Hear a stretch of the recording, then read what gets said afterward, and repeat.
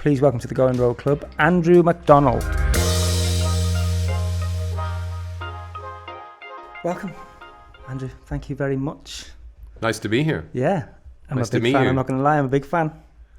I'm a fan of yours as well. Oh, well, that's... Wow. I wasn't expecting you to say that. But yeah, thank you. So yeah, I just wanted to get you in because, like, I mean, you've made some of the best British films that has ever been, in my opinion, and a lot of people's opinion. And I was really keen to get you in just to talk about your journey, your personal journey, and, you know, things about, like, what it's like being in the industry and you know, moving up the ranks and sort of, you know, becoming a producer and where it all began, really. So I know filmmaking seems to run in the family. Yeah.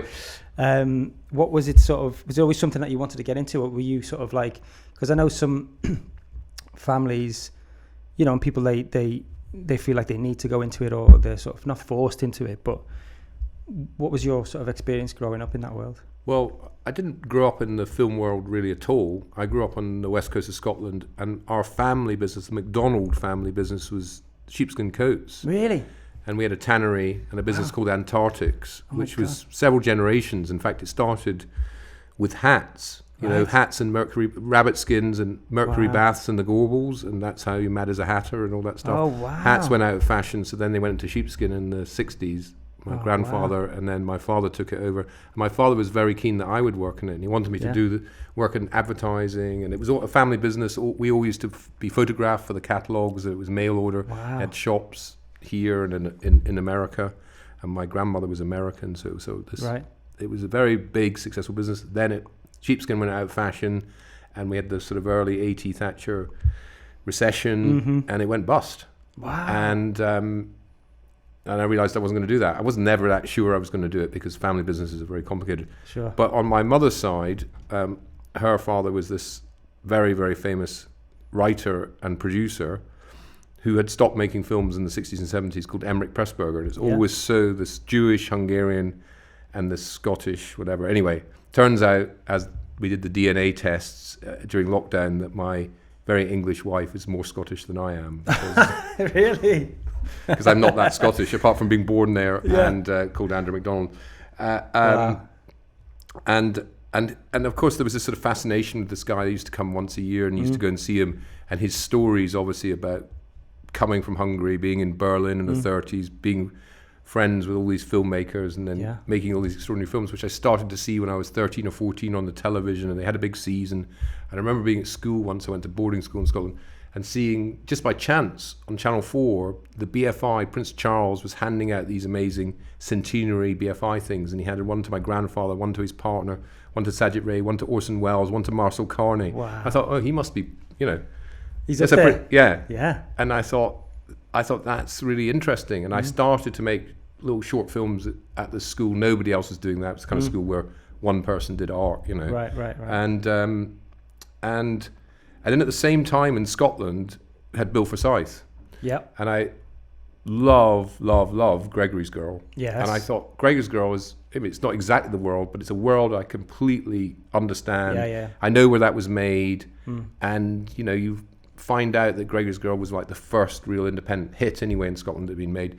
And it was made by Bill and a whole lot of people who worked in the theatre. Right. And there was this great theatre that my dad used to support called the Citizens Theatre.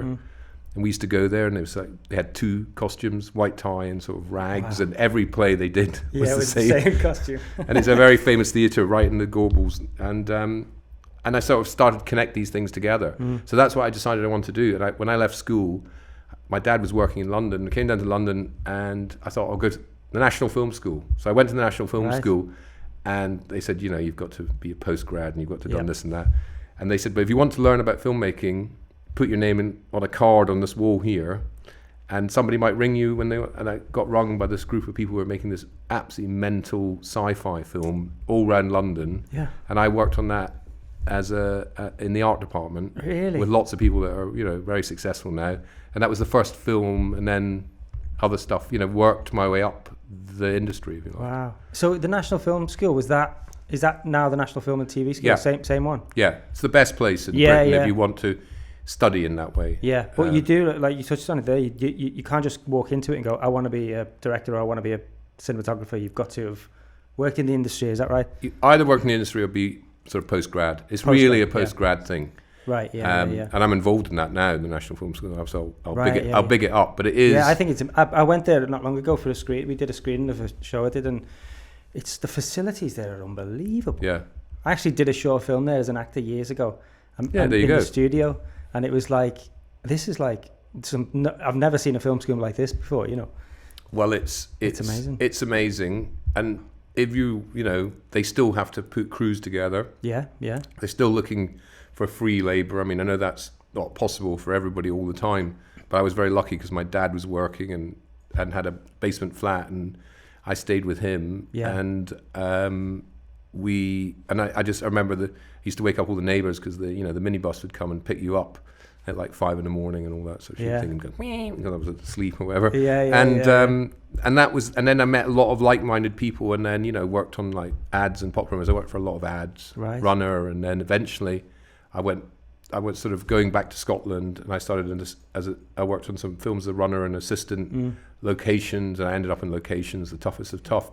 And then I made another short film, and sort of between the age of 18 and when I produced my first feature film, that's what I did. And I did more and more in Scotland. Worked on Taggart, worked on The Big Man. Really? Yeah. Went to America as well. Got a grant through my family, and Americans knew somebody, and then did an internship in there, and ended up working on a film for Palace. Oh right. They were the companies, Palace. Long before, so working title was Palace, and what do you call George Harrison's company. I spent hours in that Culloden Square trying to get jobs. Yeah. Wow. So those were the companies. They were making, they were making a lot of. There weren't very many people making movies back then. And did you always, so obviously you're in the industry. Did you know what your goal was? Did you want to be a producer, or were you? Because you said you made some short films when no one was doing it. Yeah, obviously directing them, and I imagine you did everything on those yourself. Yeah. The short ones I did almost everything yourself on sort of Super 8 and sort of young man suicide film. I made all those type of things. Yeah. And then I directed a sort of bigger film which I got a grant from in Scotland.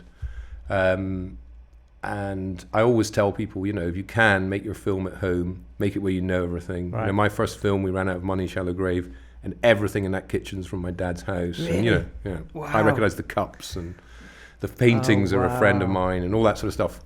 But if you're lucky enough to be in an area where at that time there were 2 television stations, Scottish Television, BBC Scotland, there was a good drama school, there was a lot of working actors, there was a film crew and a TV crew that could make a living by working independently. There just was a sort of hub that you could get in on and get to know. So then I managed to get some money to make a short film which I directed, which my brother Kevin wrote. Right. And we were going to be the Taviani brothers and the Coen brothers and the MacDonald brothers, but which you are now. Yeah, we are now. We don't work together. No, that was never going to work because he obviously is the director. Yes. And but you did work together though. Yeah, we have worked together. Yeah. And when I started when I started putting together this film Shallow Grave, our first feature film, Kevin was involved and has made this very funny documentary. Anybody, I think it's online, Digging Your Own Grave. I need to watch that. Yeah. I know you just explained it before we came on, but it's you going around trying to get the funding and stuff like that. Yeah, at the Edinburgh Film Festival. So that was the other thing, there was this Edinburgh Film Festival, which at the time particularly had a lot of access to talent and funders. Yeah. And I worked there a bit and hustled away and met people and, one of the reasons why there is so much nepotism, just like there is in lots of businesses, is it's because all about who knows each other and those relationships, as you know, when you make them and grow up with them and all the people that overlap. And so my grandfather used to say to me, because he was pretty old then, he said, I've really thought of somebody who could really help you, but I can't remember their name. Like any grandfather,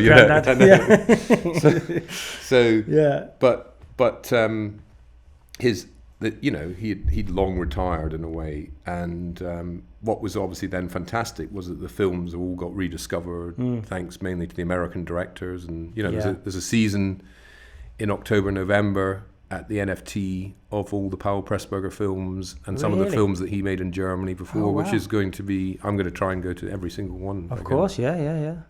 Wow, that's amazing.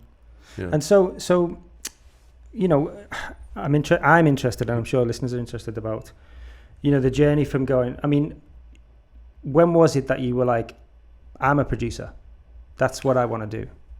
After I sort of directed a 20-minute short film. Yeah, you're like, it's not for me. Yeah. Well, I just didn't do the greatest job. Yeah. And I guess that's what I realized, is I was better at sort of hustling and. Yeah. But what I think is really important to be a producer, and I see so many people who just want to do what they call development, Yeah. is you have to do practical stuff. Of course, yeah. And you have to know how it works on a film set, and you Yeah. have to have worked. I couldn't believe I worked on this huge film once as a runner called Revolution. Remember that? Yeah, Al Pacino. yeah. I didn't really know anything. And you'd read the script and you think, this bit doesn't really work. And then you'd hear the director talking to a producer, and everybody had a totally different idea of what they were trying to do. And you think, that can't be a good idea. Yeah. So, you know, every time you work on something, you pick up ideas of how it should be done. Like you were talking about your technique of how you like to work with actors. You have to develop your own things, but you can only do that by practice and getting the chance to work. So if you're going to be a director, you have to direct. Yeah. Now, you don't have to direct feature films, but you have to direct something. Yeah, of course. And in this country, obviously, we're brilliant at theatre. That's our number one thing, probably. And if you're a writer, you have to write, and there's nothing going to stop you from writing. Yeah. It's all bullshit that you need to. Yeah. As I say to everybody in a sort of pompous way, Proust wrote it in the evenings on his way back from his accountancy job, which is kind of like what John Hodge did, who I met through a Scottish editor who was working in cutting commercials, and I was running the film around for this director, and he had an assistant called Grace, and she had a brother called John, and John was a doctor from Glasgow who wanted to be a screenwriter. Wow. And that's how I met John Hodge. It's so like inspiring to hear things like that, because, you know, I've got a similar thing with one of my co-writer who I wrote Boiling Point with. It's like we met just, we didn't go to film school. He went to film school, but we met on the short film that I was doing for them out in Bulgaria. And, you know, we just, like, you just find your people, right? And so, like, in terms of, like, setting up your company, when did that all sort of come about? I imagine, did you make some films before that, and then you're like, right, now we never made any films before Shallow Grave, but right. I think you probably know I was a producer since I had a company since I was 15. Right. Yeah. The original company, and the reason you had a company was because in those days you could get a checkbook. Yeah. and it said, you know, Andrew MacDonald for Polo. That was my company, Polo Productions. Right. And that checkbook could get you quite a long way. A Clydesdale checkbook, and God knows how you got that then. But you know, and I did like the school magazine and would take all the advertising money. So I really was a producer right from the beginning. From the beginning, yeah. So I always had these sort of production companies and whatever. Yeah. Maybe I had a briefcase at one stage. And in terms of like financing and stuff like that, obviously there's various different ways of, and obviously the landscape is changing all the time now. But back then, you know, what was your way in? Did you know? Well, because I'd sort of been working on other people's films, worked at PAL, I sort of knew roughly. I didn't know the individuals, but I knew who everybody was and what was going on. And I think the thing that's changed, I might have got this wrong, but my memory is there are basically 30 films made a year then. Right. And one of the reasons that was because it all had to be 35 mil. Of course. Or 16 mil. You had to be professional film cameras. You had to have the right people who knew how to operate those. There were no rogue people sort of making really indie stuff. Yeah. And you needed labs and Steenwicks and all that stuff. Yeah. And that's my memory. So there was this is before video, before digital, before any of that stuff. And everything was projected on film as well. And you're going to project it in a proper cinema. It had to be 35 mil. None of them project, you know, in arts. But nobody. So there's a whole sort of, that limited your access to it. And I remember there were roughly 30 films, and now there are 250 films. Yeah. Nobody can ever tell me what those films are. No. And nobody could watch them all. Yeah. But that's British films. So, I mean, our thing was, because I'd been working in Scotland and at the festival, and and then I got offered a place at the National Film School on the producing course, went for a term, realised that it probably wasn't for me, spent my whole time on the free phones trying to work on my feature film, Shallow Grave. Wow. And we went to this script writing conference thing, you know, it was in Scotland, and the head of that the sort of the funding organisation was a man called Alan Scott, and Alan Scott wrote films for Nick Rogue, Don't Look Now. He was also incredibly sort of generous, and his family were big whiskey, so he had it all. And he organised this conference called Movie Makers, which was all about screenwriters. And John Hodge and I went to it.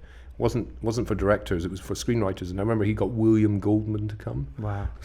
It was like, and at this thing, the new head of drama for Channel 4 came, and he had been at the National Theatre, and he was sort of determined that that he would make some slightly more youthful new voices. Commercial maybe isn't, but that's what he wanted to do. But and his name was David Alkin, and he was at this conference, and that's what sort of happened. You get, he was at the film festival, he's at the conference, so you sort of know him. And I wanted to give him Shallow Grave, and I realised I couldn't give it to him there, and he wasn't there. So he had a minicab. He denies this, but I guarantee it's true. He had a minicab to take him to Inverness Airport, and I gave the driver £5, which is a lot of money back then. Yeah. To give him my script. Wow. And since then, obviously, I worked with one of his colleagues at Channel 4, and he said that David couldn't get a copy of The Guardian at Inverness Airport, so he was forced to read our script. And I'm lying in my flat in Edinburgh. And the phone goes. No. And it's Channel 4 saying, we like your script. Wow. And how amazing is that? That's proper producing. Yeah, that's what I like to say. That is being, bold. So that's how, I mean, we'd got some money for John to write it from the script. We'd been through several hoops. And I think that some of the people on that board, the Scottish Money Board, whatever it was called, that training, film trust or whatever, were sort of involved in some way. But they then said, who are you going to get to direct it? And I didn't know who was going to direct it. But I knew how to make it because we designed it as a sort of low budget film. And I had a very good plan with that. And then with their help, we went and met all these young directors, and that's how we met Danny Boyle. Amazing. And he had been passed over for years by lots of films. He was desperate to make a film, and he really understood it, and he understood the tone, I think, from his sort of theatre. And so he'd been doing theatre, right? He'd been doing television. At that time, he was doing television. Yeah. He'd done lots of television. Yeah, you have to get his stories even better. Appointing himself head of drama in Northern Ireland so he could then commission himself to direct, because nobody wanted to go to Northern Ireland at that time. Wow. I love that. So yeah, and I think one of the things is that, David was he commissioned a film called Shopping. Yep. He commissioned, there were a whole bunch of films that were sort of about young people and about young Britain, and they were slightly more, they weren't all about somebody's childhood or whatever. And they were all trying to work with an audience, and there was sort of, I was very, very influenced by the American sort of new cinema, the Coen brothers, obviously it's very influenced by that film, but also, Sex, Lies and Videotape. I'd been to America, and I remember going to see She's Got to Have It, a Spike Lee. And these films, they were films that they'd managed to get a camera and just make these films out of film school, and there was a whole sort of can-do thing that I thought we could do that as well. Yeah. So, my original idea was, I'd read about this, is in America, they've got a whole lot of dentists because they can get tax deductions to invest in the film. Maybe like you did with Boiling Point. Basically, EIS or something like that. Yes. So, but that was my original thought, that's how we'd do it. But then we had this amazing thing with Channel 4. And then, if you can make your first film with someone like Channel 4, it's the best. Yeah. Because that's what they do so well, and they helped us through all the issues. And then this next thing that happened really was the other wonderful bit, if you like, was that there was one of the biggest record companies in the world decided they wanted to get into film, called Polygram. Yes. And, because they knew the value of CDs, and DVD was just coming, and and they thought it's basically the same product as we know, and you put it in HMV or whatever, and so they got a bit more complicated, but that was one of the reasons. So they got into the film business, and they were aggressively buying both Shopping and Shallow Grave and films like that, and they wanted to market them like they would market a record. And that sort of went together, and obviously was fantastic for us. And the guy who bought it was the guy who used to sell VHSs in Berwick Street Market, called Robert Jones, who had worked at Palace. So there was a whole sort of, all came together amazingly well. Then they sold it in a way that at that time, particularly British films, it'd almost be a groan when people saw Channel 4 Films or yeah. BFI, and suddenly there was this film that was actually being marketed, and Danny had done these amazing things with Left Field, and it all became something that young people-ish wanted to see. Yeah. And that was a sort of moment of, and it was all to do with New Labour. It was the whole country, it was all to do with that change. But that really, without Polygram, it would never have been a hit. And so what happened there then? Do they still... Polygram eventually got sold. They sold the film division. Universal? It was to Universal. Yeah. So they had distribution in America, and obviously they owned Working Title. They pumped lots of money into Working Title. That's how Working Title became the most successful production studio, whatever. Yeah. And then it was. I always think it's interesting. If you look back in it, probably the two biggest voices of that period are Richard Curtis and Danny Boyle. Yeah. And they, in the old days, say Ridley Scott or Alan Scott or whatever, they would have gone to America. But those guys never did, because they were able to get the resources and make films and fulfill their ambitions. Yeah. And you need a distributor. Yeah. That's what we don't have, really. Yeah. We don't have a big media company. That's very true, actually. I didn't even think of that. Yeah. And when did DNA form? And obviously you've done some amazing films, obviously. And I want to talk about, some of them. Can't talk about all of them because we'd be here all day. But I wish we Some could. of them we don't want to talk about. In your opinion. Let's talk about Trainspotting. I mean, that, when you made that film, did you think it would still be like a cult classic now today? And did you think you'd ever make a sequel of it? No.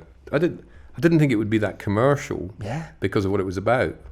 And I remember there's this thing called ACE. Does ACE still exist? I think it was like a pan-European sort of producers course run by... Anyway, I think it might still exist. And I went on this course. I was asked to do it, first-time producer. And they all said... I remember it was like David Putnam and this really famous Spanish producer just won an Oscar, and a very big French producer. And the idea was they were going to give producers, and they had a whole European...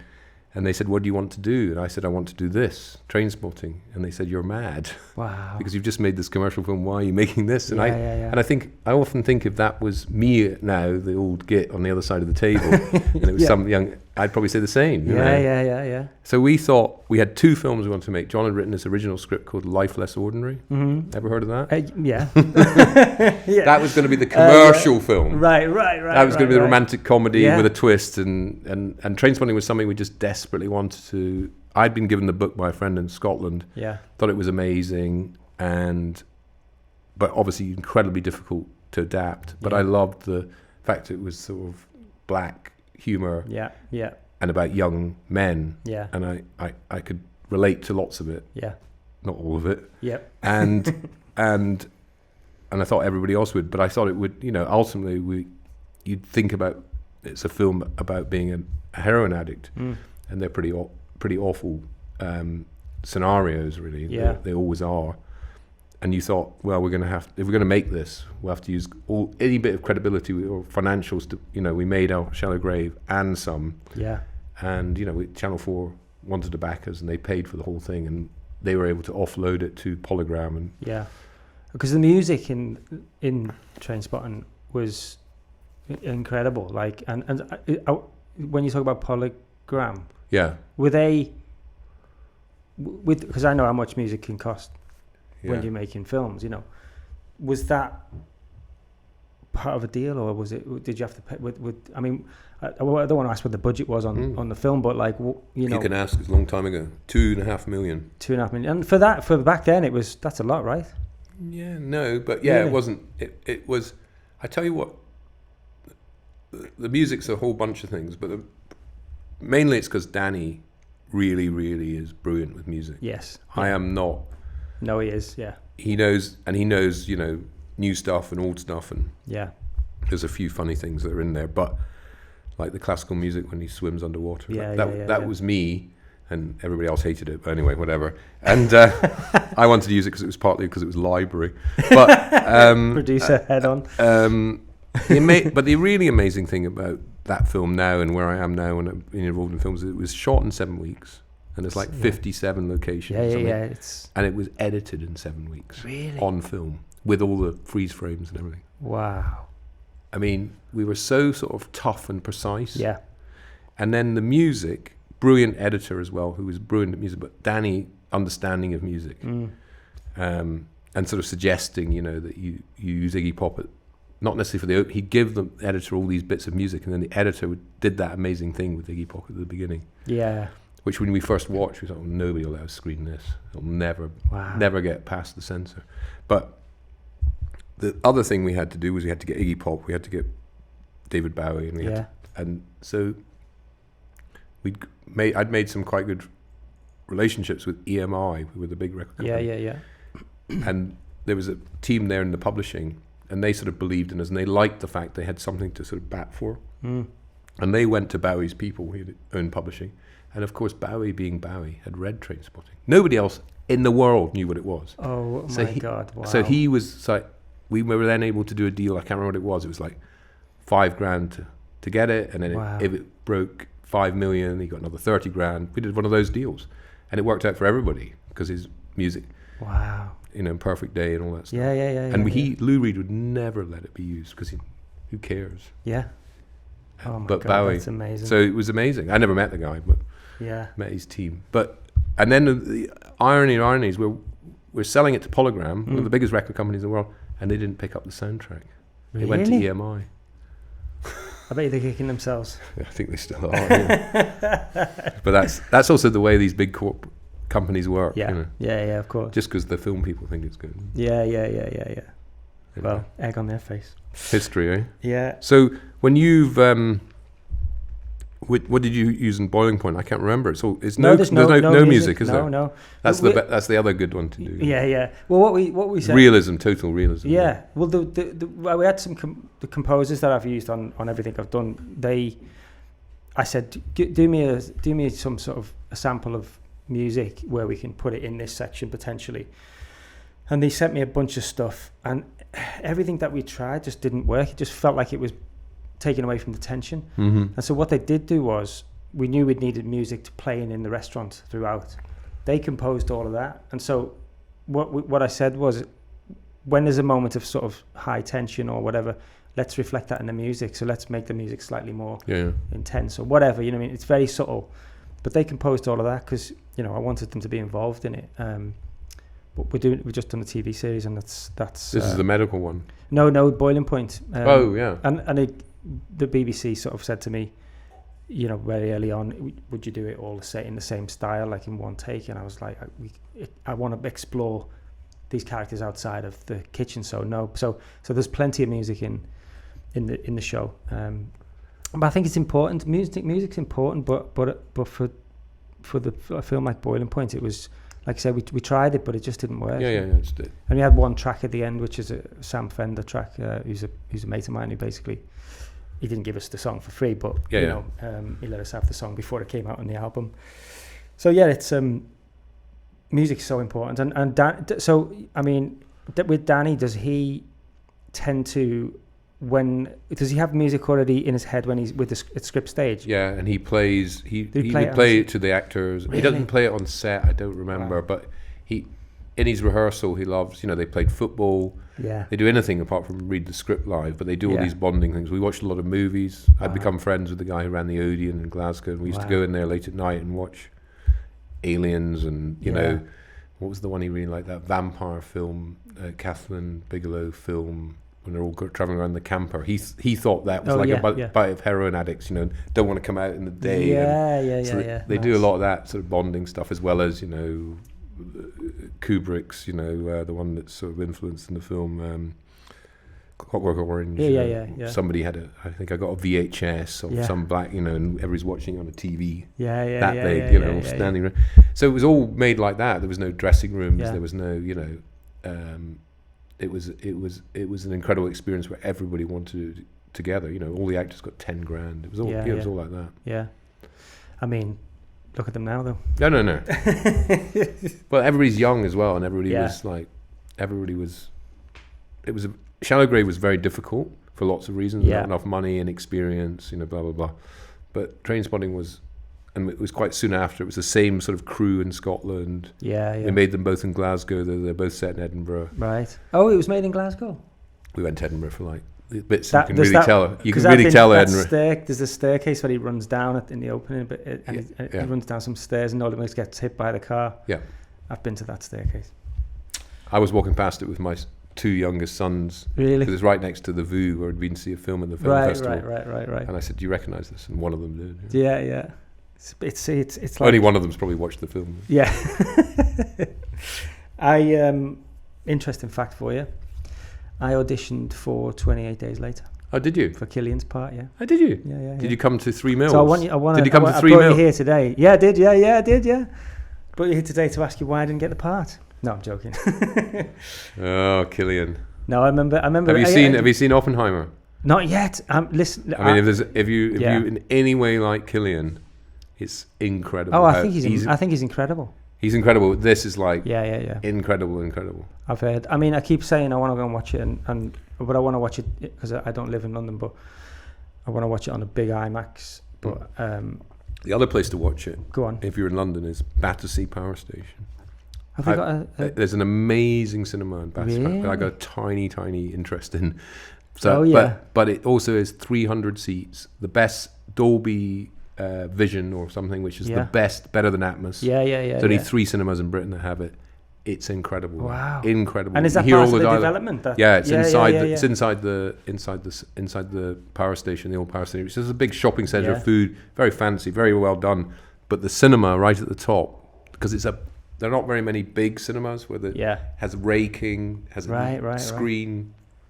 See, I never knew. It's worth a trip. Yeah. I went to a rave there once before it was what it is now. Yeah, they've got this great open bit. They've got a great reel before of all these films that were shot like Superman and the Beatles and all using the backdrop.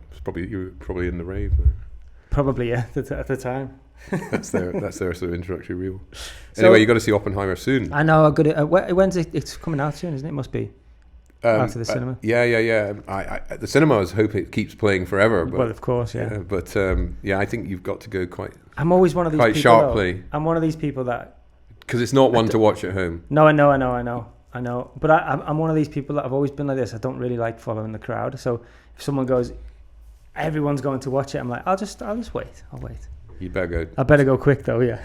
Where do you live? I live in Manchester. Okay. There must be. There's some great places. VU or something in Manchester. There is, but I don't think it's a big. I don't think it's a decent. It doesn't need to be IMAX. It just needs to be the best sound and vision you can get.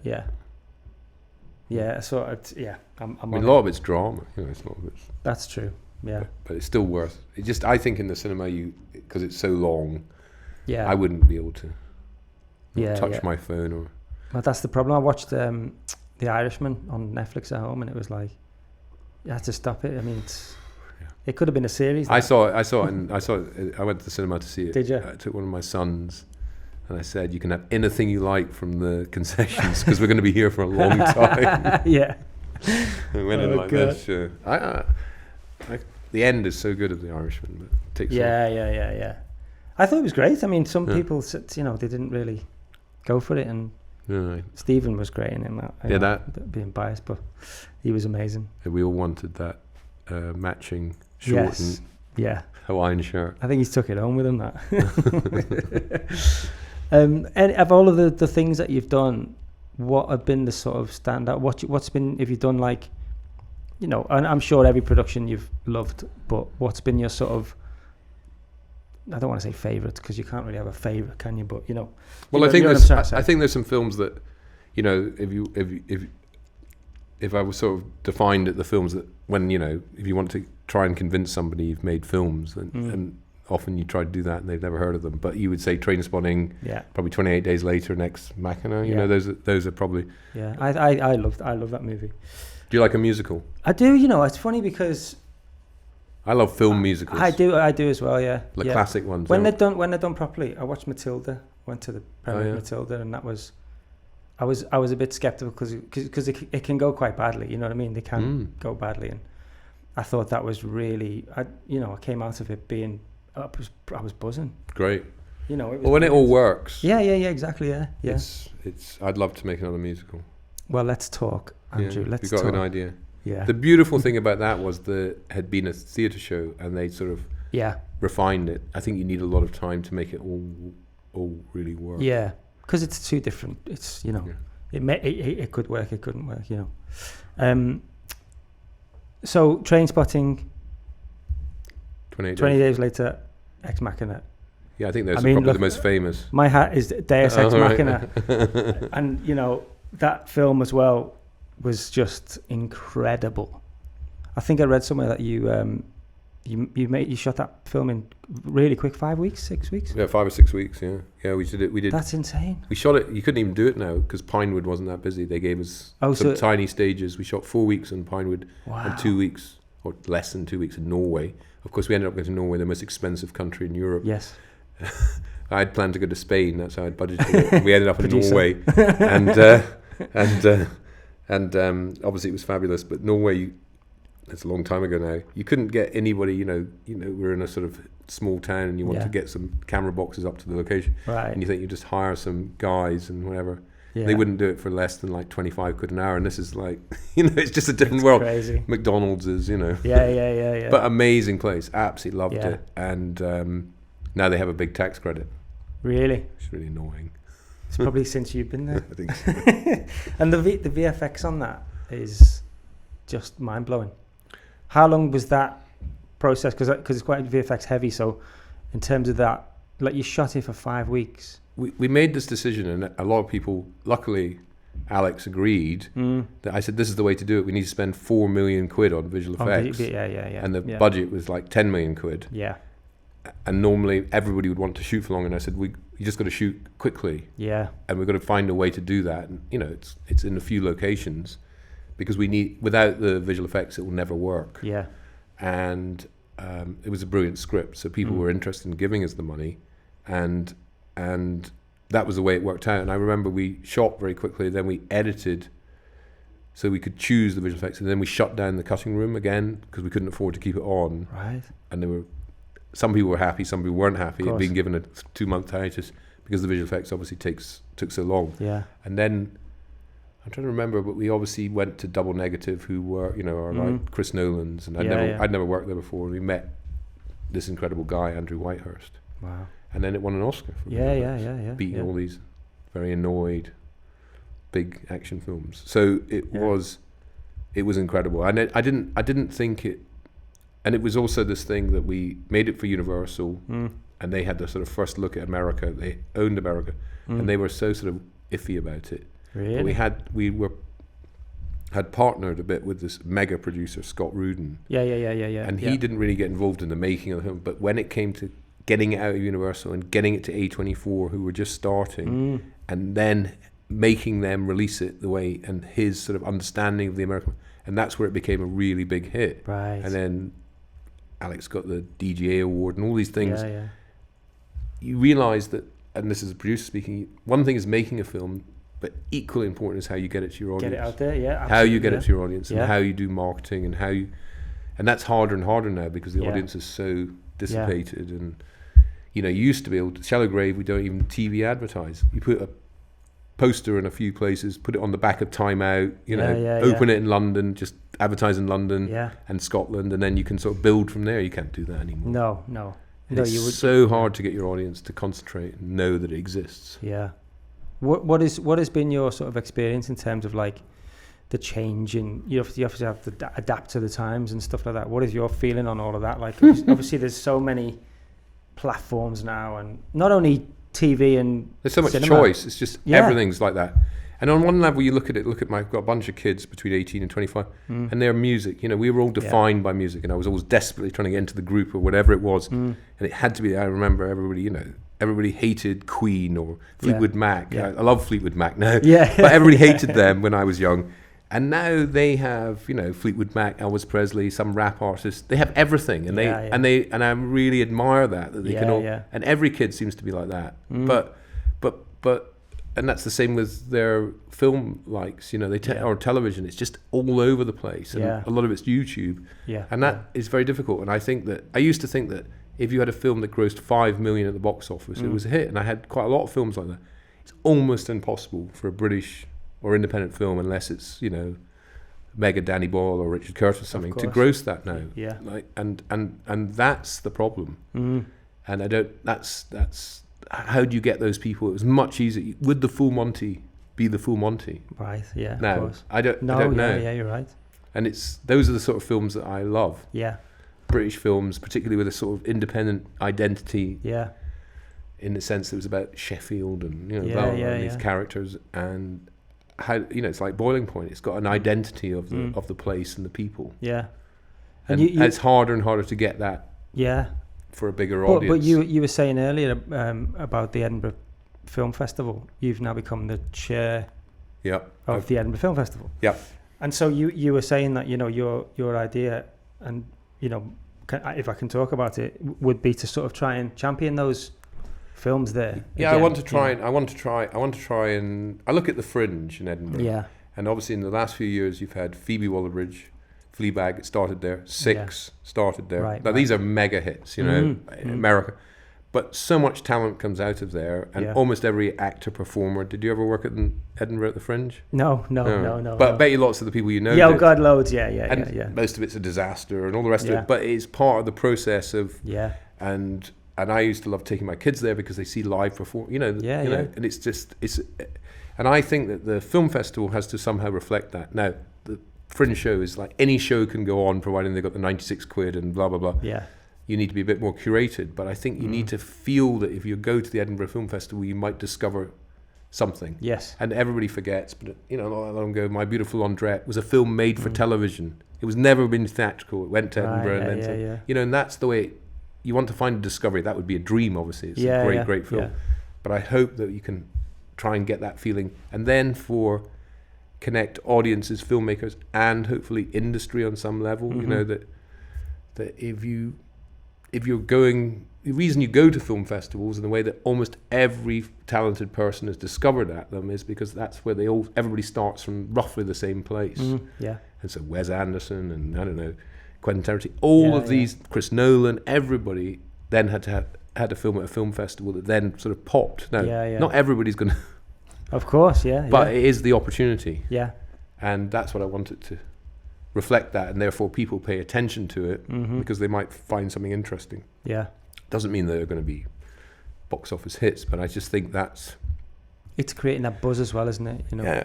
And that's why people go, everybody who's in the comedy world, every manager, producer goes there. Yeah. And they check out everything. Yeah. And if you're now everybody's looking for Six, they're all going to music, whatever, that's the way we all live, and it's sort of fun, and it's an exciting place to be there. There's a lot of crossover, I think, between the different creative things. Yes, yeah. So you can go and see an orchestra, you can go and see a comedian in a phone box, you can go and see a bunch of students doing Hamlet.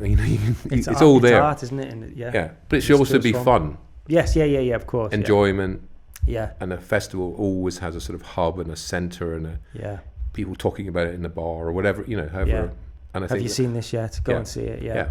And I think word of mouth. It's like why people love going to live music festivals. Yeah. I mean, there used to be 10 when we were young. Yeah. Now there's one every week. And Edinburgh's a bit, it's not really for young, but that's what it's like. Everybody, nobody's going to tell you off for drinking a lager at 11 in the morning. Yeah. Have you been to Cannes? Yes. Everybody drinks pink wine all day and night. Even the Americans. Yeah. I don't drink anymore, but when I went to Cannes, I did drink, and I don't remember it very well. Okay. I'll put it that way. I think I missed my flight back. No, I know I did actually. I know I missed my flight back. Okay. What sort of advice would you give? What are the most important industry lessons that you've learned over the years, and what advice would you give to someone who wants to get into the industry, whether it be actor, actress, producer, director? Just getting into the industry. What sort of advice would you give?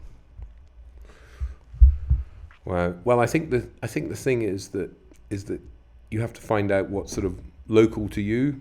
Yeah. And it doesn't have to be, anybody can make a film these days. Of course, and YouTube's full of them, yeah?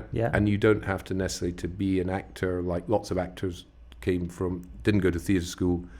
They were maybe a model, or they were maybe some kind of a comedian, Look at Hollywood famous people. They're all come from all sorts of, so there's all sorts of ways of getting yourself seen and known now that didn't exist before. Anybody who's got distribution, it's just the odds of being noticed are hard. But I think always the great ways are, through the local theatre company, through the local television company through the Yeah. you should get a job on whatever it is, Brookside or whatever it is that's in your area. Try and get in with those people and do anything you can to get in with them. Yeah. And then I think that then opens up the world. And the other thing is watch everything. Yes. And have your opinion. It's all there. The BBC's still got incredible amount of stuff on it and films, and watch as much so you know what you like and what you would want to do or what you would want to be in, or and read and go to the theatre and all those things, so that you have an opinion and have some kind of taste that you know, if you want to make Shallow Grave, then you know, and then you go and see other films like Shallow Grave, and then you know about, you know, an old French film called Diabolique, which is sort of, you know, got some influence on Shallow Grave, and I think that because when you talk to other people in the business, you have to know your stuff, and you have to have an opinion, of course, and I think without that, it can't just be about how much you're going to earn and all those type of things, you know. Because if you're working money, that's what you have to know about everything about it. And so I think that, and then if you try and have like-minded mates or friends, because your brother or whatever it is, so you can talk about these things together. I think that's how you have to start, and you have to then also look at, you know, my story's kind of special because of my grandfather, but there's some aspects are very similar to everybody else. I cleaned a lot of toilets on sets. I did all sorts of shitty jobs. I'm not saying, but you have to be it's very, very competitive. So you have to be very, very dedicated. Yeah. It's very hard to have a sort of normal young person's social life if you really want to be dedicated. You have to work and work and work. And you also get a lot of knockbacks and a lot of no's in this business. Even now, I imagine, you know, totally. Even, you know, for the likes of you and your brother, there's, you know, a lot of no's from financiers or whatever it may be. So you've just got to have a thick skin, I suppose, and just be, you know, it's not for everybody, this industry. No, that's it. It's not for, and it's not, no job is easy, but it's not, it can be very, very, very difficult and frustrating. Yeah. Very rewarding on one hand, and then, really, frustrating is a good word. It's like watching sport sometimes, isn't it? Yeah. Knocked down, and then the guy knocks the other guy, or whatever. And that all happens in 5 minutes. But and there's nothing you can do about it. But when you're making, you know, we worked together on a TV show. Yeah. I found pretty frustrating some of that, I can tell you. So, talking about TV, actually, what is the? Do you see going transitioning from film, indie film, and you know, big films to then TV? You know, opening the sort of TV arm of the company. What is? Do you see that? Is it a difference there? What, like? There's a huge difference. Yeah. There's a huge difference, but obviously that's where the opportunities were. And the TV I've made are really like just long films. You know. Yes. Yeah. I'd like to make a real, you know, Sopranos series where you grow to love characters. Yeah. You know, if your TV show works, I just want to see that character again, and the other characters, the situation, and that's what you really love, and it's soap ultimately. Yeah. But you can have all different levels and interest of it, and that's what television really is, you know. Yeah, I agree. Yeah, and I think that's what differentiates from film. And when it's just a sort of longer film, could be the art, you know. Yeah. So my real dream would be to make is to make Taggart, frankly, on some level, you know, but do that in an interesting new way so that you love these characters. Well, they did Endeavour. Was Inspector Morse? There you go. Maybe Inspector Morse. Give you an idea there. Look, Inspector Morse is what Danny did.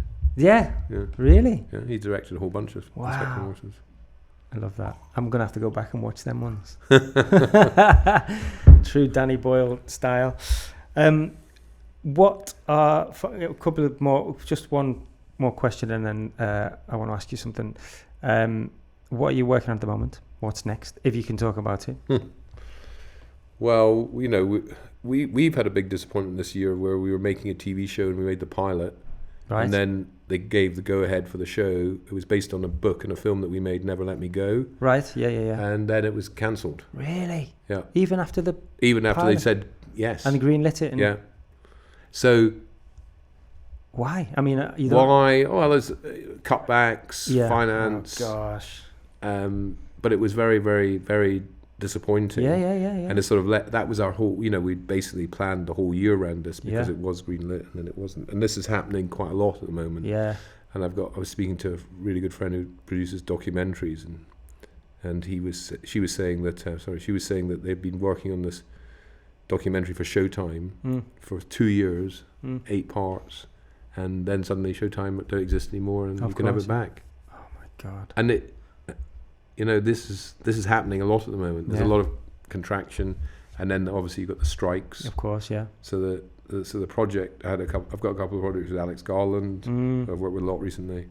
They're on hold. On hold, yeah. Yeah, and it's a weird time. Yeah. It's a weird time. I mean, we're all looking for our Endeavour. Yeah. Our ITV series we can make without any American union influence. So it's 1 minute. There's a whole bunch of things, but I can't really talk about them. No, because they're not. They're just not necessarily real. But I mean, what everybody's trying to do is figure out what's gonna happen. Yeah. Really, and how particularly independent stuff is going to be seen and shown and financed. Yeah. Because it's not really making any sense financially, and at the moment, unless you can make it for 500,000 and then make something good that people want to watch. Yeah. It's difficult. Yeah, it's. So when you made your Boiling Point series, BBC, is there another partner apart from the BBC? BBC Studios as well. So they've advanced money for the international sales. Yeah. Yeah. So that would be a good partnership because it was very straightforward as long as it all happened so quick. That the whole thing was, the BBC approached me and talked and said, "Would you be interested in making it into a series?" Of course, I said yes. Can you get Stephen Graham? Because but is he dead or alive from the film? Because it follows on from the film, see. Right. And I was like, oh yeah, he's alive. Yeah, of course he is. If you want to make a series, he's alive. Obviously, after I'd spoken to him, and he was like, yeah, let's do it. But it all happened really quick. I think we were in pre-production and within 3 months of being greenlit. Did you write all the scripts? 2 scripts. That's the other television problem I can't bear. I can't bear that. I thought it was just us, but apparently it's on most productions. Yeah, they keep telling me it's an advantage. I don't see the advantage. No. It means you can be flexible. Not sure. Yeah, but no.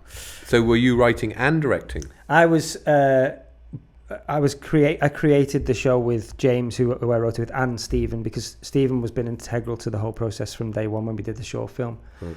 And I wanted him to be a creator because he's got lots of input in terms of story and stuff. But I was across the scripts. But we had a James was the lead writer, and we had a bunch of other writers as well. We scrambled together the writers' room. Did you direct it all? I directed the first 2. It's 4 episodes. It's 4, right? I always imagine it's going to be 8 or 10. No, maybe for season 2 if we get it, BBC. But yeah, it was 4 episodes, which is nice actually. Yeah. It is a nice number. I mean, it's also nice as a viewer sometimes. Yeah, exactly. Yeah, and it's October, is it? October 1st. Yeah. BBC One. I mean, depending on when this comes out, it's out now, or it'll be out soon. Yeah. One more thing. So, the podcast called the Going Rogue Club. Yeah. We ask our guests about their rogue choice of film or TV show. So can you tell us about a film or TV show that means something to you that might be a little bit unexpected, something a bit out there that I might not have heard of, or the listeners? Well, I only thought everybody would have heard of this, but I just thought they might think it was unexpected. Go on. Come Dine With Me. Oh my God. I love that show. I love that show. I was an ex-chef, so that obviously Boiling Point thing. So that show is just, yeah. Were you an ex-chef? Yeah, for 12 years, yeah. I love cooking. That's my big... Is it? Well, I just do a lot of it and watch a lot of terrible Instagram videos. Yeah. But I think Come Dine With Me, as a producer, obviously, it's a genius concept. Yeah. Dirt cheap. Yeah. And socially, and just so fascinating. Yeah. Seeing people's houses, seeing what they cook, seeing what they're like, and how bloody competitive everybody is. Exactly, yeah. I would go to heaven if I could make... And I want to make a cooking show. We should make a cooking show. Let's do it, yeah. I want to make a cooking show that's like that isn't with not with a chef. Yeah. I don't know. Real people. Been thinking real people doing something. I quite like Ready Steady Cook, but I prefer Come Dine With Me because of the houses. And I just think it's... Yeah, it is genius. What's the other one that they do? The B&B, 4 in a bed. That's it. Yeah, 4 in a bed. Never heard of it. You got to watch it. It's because they obviously cook and then they try and impress them with the chocolate on the pillow or whatever it is. But my stepmother and dad ran a B&B for a while, and they were very high end. Yeah. But they all these tales that like chefs and everybody in hospitality. of Oh, what it's people mad. were like, and they'd make these beautiful fried breakfasts with this, that, and the other, and then Yeah. some people, anyway, I yeah. love it. Well, listen, it's been an absolute pleasure talking to you. And, That was easy for me. I thought it was going to be a bit more taxing. So No. I mean, I'm we slightly could worried about it. be it all day, but Yeah, honestly, we can do it. We can do it again. I'd love to. Yeah. I think you should bring your podcast to Edinburgh next year. Oh my God. That's a good idea, isn't it? Let's do it. Done. Deal. Let's shake on that now. Shaking that now. Deal. Let's talk again when we've made something together. Yeah, a cooking show. A cooking show. Yeah. Love it. Yeah. Thanks. Okay. Yeah. Nice. Very nice to meet you. Bye. I want to know more about your cooking. Oh yeah, no, I cooked everywhere, all over London. Did you? Yeah. I moved to Manchester. I did it for 12 years, and then worked mostly in sort of gastro places, gastro pubs and stuff around London, and then I worked in some high-end places. And then when I moved to Manchester, when my wife got pregnant, I didn't want to work. I was. It's a brutal business, isn't it? It's horrible. I worked for an agency up in Manchester who basically they sent me everywhere. I was a head chef at that point. So they put me in places where the head chef was off sick or on holiday, whatever. And I would literally go, one day I'd be in a Greasy Spoon cafe, and the next day I'd be in a 3-star Michelin restaurant. And so I got to see everything, every type of thing. And the one thing that was the same in everyone was they all hated agency chefs because we were on more money than them. And we were coming in and just basically, they thought we were coming in and just going to take over and tell them what to do. But they hate everywhere you went. You were hated. Hated. Like the minute I walked in the door, I was hated. So, but that's a good drama right there, isn't it? Yeah. The agency chef. Yeah. Very specialist, but yeah. Lots of drama. Yeah. Wow. Yeah. Wow, yeah. Amazing. Well, thanks, mate. Thank you very much. Thank you.